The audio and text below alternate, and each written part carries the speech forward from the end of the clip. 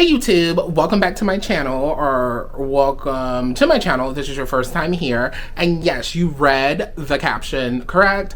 These are going to be some reasons why I feel like collecting in 2026 is just like not as fun as it used to be and kind of not necessary. Stay tuned to my reasons though before you chastise me down in the comments, because I just have some few pointers that I do want to express. As someone who has been collecting records for like 20 years, 25, maybe 30 years, hear me out. So one of the first things I want to bring up about record collecting in 2026 is budget. Can you afford to collect records in 2026? Because I know personally, I kind of can't right now. Records have gone, like the price of everything pretty much has skyrocketed beyond belief in some instances. Yeah, you can still buy like a can of corn for 99 cents. But when it comes to records, like standard pressings nowadays go for like $40 when they used to go for like $20, $25. So, and that was just like a few years ago. Case in point is Madonna's newest album that's coming out. It's up for pre-order now. And I think the standard pressing for that is 30, 35, 30. I think it's 30. Yeah. And you only get 12 tracks. Well, if you buy the deluxe version, which is already on pre-order as well, you get 16 tracks. So these record companies know what they're doing. All of these companies know what they're doing, sucking us into their algorithms, sucking us into like spending more and more and more money. And I get it. If you're like a true big Madonna fan, you're gonna want the like highest format. Some people collect all formats. I cannot anymore. But you want the most high end or whatever with all the bells and whistles. I understand completely. FKA Twigs is one of my like most favorite artists, and I did the same thing that some people will probably do for any of their like favorite artists of all time. Is I bought both copies of Eusexual. Yes, I did. I purchased both copies. There's multiple copies, but I purchased the standard version, which isn't so much the standard version. It was the Urban Outfitters version, which came on bone colored vinyl. But one of the extra things about this, there's no extra tracks or anything, but one of the extra things about this is the label. If you can see that, it has her like dancing around the label, which is not on the actual standard press. Actually, I think this is the only pressing this label is on, which to most people would like, they would not care. But for some reason I really wanted it, so I decided to get it. But then I also got the deluxe pressing, which I haven't even opened yet. Oh my god. So this is what I mean. This is overconsumption. I've never opened it. I don't know why. It's kind of like when kids used to collect like baseball cards and stuff, or Pokemon cards. I don't know. So that's when it comes to collecting, you have to realize what is within your budget. For instance, with the Madonna Confessions Part 2 or whatever, there's the standard version, then there's the deluxe version, but then the deluxe version is like $50 or something, which is crazy. And then there's the deluxe version, which comes with like all these like random things. It comes with like a special plastic like outer shell and all this and that. And that one's like 70 something dollars. It's crazy. I'm like, I just can't. So I don't know what I'm gonna do about that, or if I'm gonna even like purchase it. But these are things that you have to think about. Also, number 2, everything on vinyl does not sound exceptional. I will say that. Especially in this day and age, everyone isn't good at mastering vinyl. Mastering vinyl is such a skill and art. So, I purchased some records I was so excited to get, and then I put it on my turntable and I'm like, why does this sound like shit?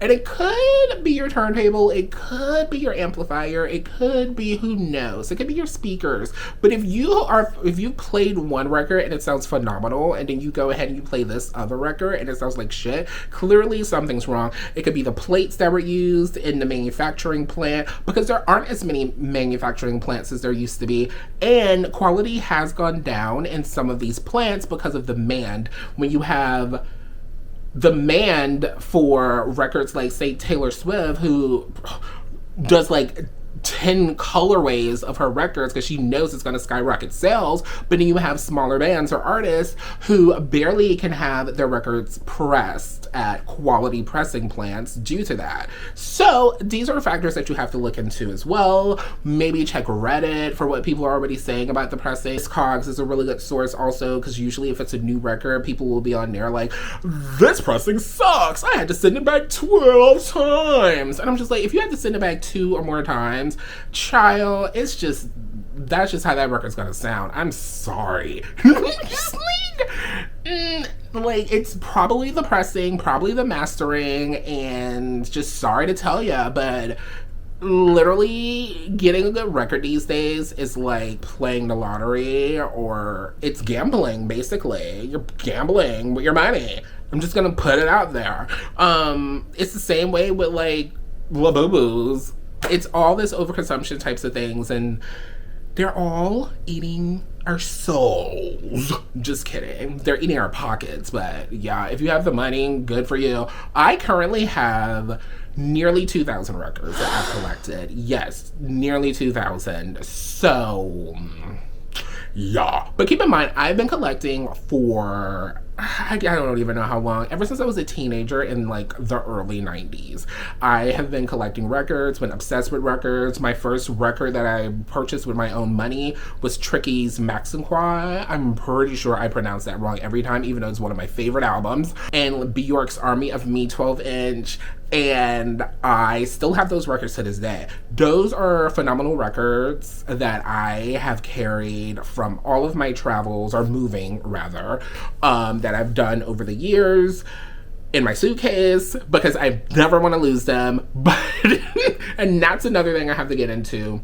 If you are someone who moves frequently, I would say not to start collecting until you know where you're going to be, because collecting records is not only expensive, but heavy as hell. You will take one of these records and you'll think, oh my god, it weighs like nothing, whatever, you know? But then you add 10 of them, it can start getting heavy. So imagine having 100 records.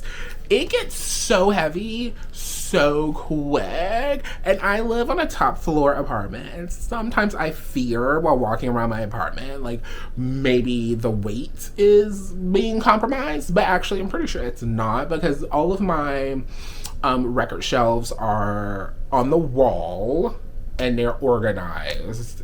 So these are the things that you have to look into for your own well-being and structural well-being as well, because records get heavy, babes. Ugh. I don't understand the math or science of it. It's crazy, because you have one record and it's like so light, it's like nothing, and then you add 10 of them, it's like, whoa. Anyways, to my next point, are you going to play the record? Some of us literally purchase records that we don't even play, and I'm like, what is the point? My love of records not only stems from the sound of it and the science of it, which I find so fascinating, but also the presentation of it. I can understand purchasing an album simply for the presentation of it, but it seems pointless, babes. If you love the cover, you can go print the cover for probably like $3 at like your local like printing center. I don't know. You can frame it like, ooh, on my wall, you know what I mean? If you're not gonna play that record, what is the point of you having it? Think about it. There's other merch that you can purchase of that artist that you might use, whether it be a tote bag or whatnot, you know what I mean? So this is something to think about. If you're gonna shell out $40 on a record, are you gonna actually play it? And how often are you gonna play it? I have realized myself over the years that I have collected records that I don't play that often. And this is a confessional. I've collected records that I do not play as often as I thought I would. And sometimes it hurts my soul because sometimes I just don't feel like playing records. It's really bizarre. I feel like in this day and age with streaming and everything, it gets a little bit like, I don't want to say difficult, but you get complacent with the streaming aspect of it, like telling Alexa or whatever to play whatever, versus putting on a record. Putting on a record is way more intentional. It feels good. I enjoy putting on a record, but one thing I don't enjoy is how some labels will press 10 minutes on one side of a record. Girl, stop. Like, 10 minutes on one side of a record is crazy to me. That doesn't even allow me enough time to like chop my onions if I'm putting on a record while you know, fixing dinner or whatever. Can't even chop my onions, put it into like steam or whatever, but by the time the record is like over and I gotta flip it over, that is so annoying to me. So that is one thing you have to think about, is how are you gonna play that record? What are you like, are you gonna read a book while playing it, etc., etc.? Some of us are so distracted with like life that we rarely find ourselves playing the records that we've collected, and it's so, personally for me, it's annoying because I want to listen to all of my records, and sometimes I'm just like, okay, maybe I'll just, you know, I'll play them eventually, and I do play them eventually, but it's just something you should think about in your own circumstances and instances in life. Are you gonna play that record? Are you gonna play it? I hope you're gonna play it. One of the last things I want to discuss is quality over quantity. This goes back to the quality of records. I personally love records because I've always wanted to be like a radio DJ, like, thank you for tuning in to WJAC. You know what I mean? Like something like that, like where you just like throw in a tune. Like those old school radio DJs were iconic and I absolutely love them. But I also always wanted like a record library. And, you know, shop with intention. Don't be an overconsumer in this day and age. Try to shop with intention. Think about it, you know, are you going to enjoy this album? Do you need to waste money on this album? Are there other things that you should be buying, like skincare things, vitamins, who knows? But it's similar to comic books, how some people literally will buy a comic book, read it once, and, you know, collect the comic book. I can completely understand that. At least it's dual purpose. But quality over quantity. I will say one of my favorite artists is Janet Jackson, but do I own every single record by Janet Jackson? No. Another artist that I absolutely love is Nine Inch Nails' Trent Reznor. Do I own every single album by Nine Inch Nails' Trent Reznor? No. Another artist is Bjork. Do I own every single album by Bjork on vinyl? Kinda. I refuse to buy every single pressing. But I do have every single album. Yeah. On vinyl by Bjork. Which is crazy to think about. But quality over quantity. Do you love that artist enough that you want to be a completist of their, you know, recording history? For some artists like Bjork, yes, I do. Artists like Nine Inch Nails, I own all my favorites. The Downward Spiral, oh my god, there's so many. Well, the Downward Spiral is like the main one that I absolutely will love forever. And I cannot wait for Farther Down the Spiral to get on vinyl. But who knows when that'll happen. I own a few of his records. Anyways, I'm getting off track. Janet Jackson. I own the Janet album, Rhythm Nation, Control. But do I need Damita Joe? Do I need, you know, I own a few of her albums. I don't need them all, you know?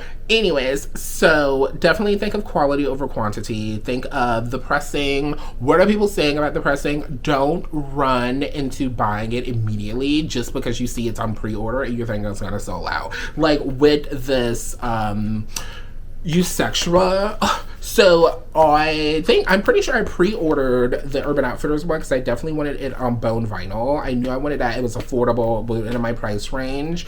Immediately purchased it, pre-order. I received it. It wasn't up to my standards, so they did give me a discount on it. So I was grateful for that. But it's sold out. And then they got it right back. I thought it was supposed to be limited edition. Usually when things sell out, they don't get more in, but it's literally still on their website and bone vinyl. So much for limited edition. I feel like some of the things that they say are limited edition, no matter what, are not as limited as you think. To be honest, like, especially during record store day, if they're saying limited edition and it's limited edition to like 50,000 or 20,000 or even 10,000, I don't consider that limited edition, babes. It's limited, but it's not like, oh, you need to advertise that this is limited edition. 10,000 records is kind of a lot, unless you're like a major, huge artist, like say a Taylor Swift or say, I don't know, Samantha Carlson. I'm making up that name. But unless you're like that type of artist, 10,000... it's kind of a lot. This one was the deluxe version, and I think she's still selling this on her web store. So much for limited edition. And a lot of artists do this. And I know when Record Store Day comes around, people are like running together. A lot of the Record Store Day albums that I purchased, they're still available. Not a lot, but some of them are still available. I would say not a lot in my case because I tend to do my research. So just be quality over quantity, basically. I think I'm going to end this video on this note because I don't want this to be too long. Again, like, I've been collecting records. It's one of my passions. It brings me joy. If it's something that brings you joy, then definitely collect the records. Do it for yourself, your joy. If you love putting on a record every day, do it. Like, sometimes I love waking up and putting on a record. Sometimes I love cooking and putting on a record that I know will last the duration of me cooking.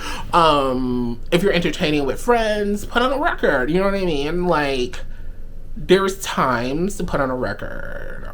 So if it brings you joy, collect. If you're just doing it for the fad because these corporations have gotten us like in a chokehold to anything that's advertised, just wait, pause, breathe, wait a day or two, and see if you still want the record. All right, that is all I have to say for this video. Hope you enjoyed it. If you have any questions, definitely let me know down in the comments. If you enjoyed this video, you want to hear more from me, subscribe and like the video, please. It does so much help for just clicking to subscribe and liking the video, and I appreciate you. Let me know if you have any questions down in the comments, and talk to you later. Bye.